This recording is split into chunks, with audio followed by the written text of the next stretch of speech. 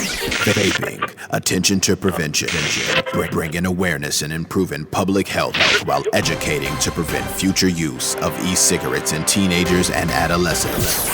Hey guys, I'm Jada. What's up, guys? I'm Juan. Good vibes. I'm Lucas. And it's your boy Marco from the block. We are Vaping Attention to Prevention, and we are here to uncover the truth on vaping. Speaking of uncovering the truth about vaping, I heard a group of students, underage students, definitely not us, went to 8 different gas stations in the area. And 2 out of the 8 did not card the underage students, who once again were definitely not us. The cash register actually rang and charged $20.33, I heard. And if this is the America we live in today, none of us kids are safe. Tonight, we are taping live with a small studio audience and having a debate on vaping, its harmful effects, and legal action. Juan and Marco are going to be discussing the pros and cons of this epidemic of vaping, so let's see who comes out on top. Okay, so this is what I think. E-cigarettes were created to help adult smokers quit, or at least to use e-cigarettes instead of regular tobacco, because it's obviously safer than regular tobacco products. While vaping may help adult smokers quit, it is creating a whole new generation of addicts. Okay, Juan, did you know that cigarettes have 7,000 chemicals when burned and 69 known cancer-causing chemicals? That's way more than vaping products. Wait a second. Jumping off a 100-story building is safer than jumping off a 300-story building, but the result is still the same. Vaping still has many dangerous chemicals that can affect your body negatively. It doesn't mean that you should vape. Okay, Juan, but e-cigarettes are super convenient. Adults can vape anywhere without worrying about smoke-free areas or having to dispose of their cigarettes. Of course vaping is convenient. Convenient for teens. When cigarettes were a lot more popular, kids were not able to smoke during school hours due to the smell and the smoke. Teens today are able to vape at any time of the day without teachers knowing. Juan, why can't some people just try out the new flavor unicorn poop? I heard it's amazing. Flavors are the main reason that teens and young adults are attracted to vaping in the first place. Giving adults an incentive to quit is not worth risking the lives of a whole new generation. Well, the nicotine can't be that bad because it's naturally occurring in multiple vegetables like potatoes, tomatoes, and even eggplants. Did you really just say that? You just compared a jewel pod to an eggplant in terms of nicotine. Oh. Do you know how much eggplants you have to eat to get a comparable amount of nicotine to a jewel pod? You have to eat 200 kilos of eggplant to equal 1 jewel pod. Holy that's a ton of eggplant. Hey, guys, chill. Bottom line is, e-cigarettes are safer for the environment because they have no smoke. And trust me, you don't want no smoke.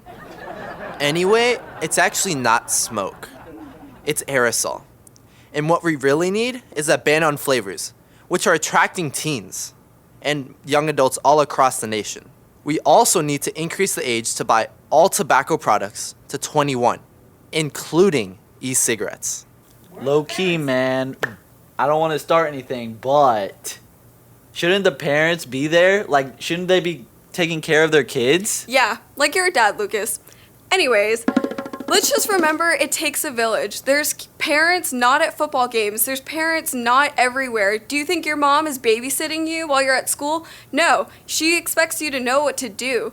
It takes a village. Parents are out there hustling their butts off to put food on a table for kids like you. So, let's not judge, okay? Yeah, Jada, you're right. And come to think of it, mango is one of the most popular flavors in high school, and a lot of kids are doing it. Yeah, Lucas, mangoes shouldn't even be sold right now, along with cucumber and other flavors. They're being made from brick and mortar stores. And I mean, none of this is FDA regulated, so basically they're trapping out vape juice. And you don't know what you're inhaling. There's no ingredient list at all, so that doesn't sound that great. Sorry I ever doubted you, but now let's move on to our Tennessee correspondent, Elena Ellis. Sorry, they told me to say it like that. No problem. Alright, so I contacted my local law enforcement and asked how they regulate the sales of e-cigarettes. They told me that they do compliance checks in tobacco shops, such as having volunteers from the local community college buy vapes and seeing if they're carded or not, as they would for alcohol in a restaurant. This is important because, as Philip Morris said, It is important to know as much as possible about teenage smoking patterns and attitudes. Today's teenager is tomorrow's potential regular customer, and the overwhelming majority of smokers first begin to smoke while in their teens. Vaping is a gateway to smoking, as we get people hooked on nicotine, which leads them to smoking.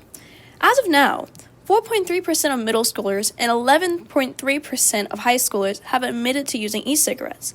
Like you said earlier, in the US, the youth are more likely to use e-cigarettes than adults. See, that's a problem because all of these youth become addicted to cigarettes in their teens, then adults are getting off of it. That's the opposite of what their purpose is. Oh, and by the way, I definitely agree with y'all that the legal age should be risen to 21. With it being 18, there are about 230,000 legal purchases in Tennessee high schools alone. This means that there are students who can legally buy vapes and peddle them to younger students, causing more to get addicted without even realizing it. I completely agree with you, Elena. That is why the legal age to purchase these products should be increased to 21. This will help keep tobacco out of high schools, where younger students often get e-cigarette products from older students.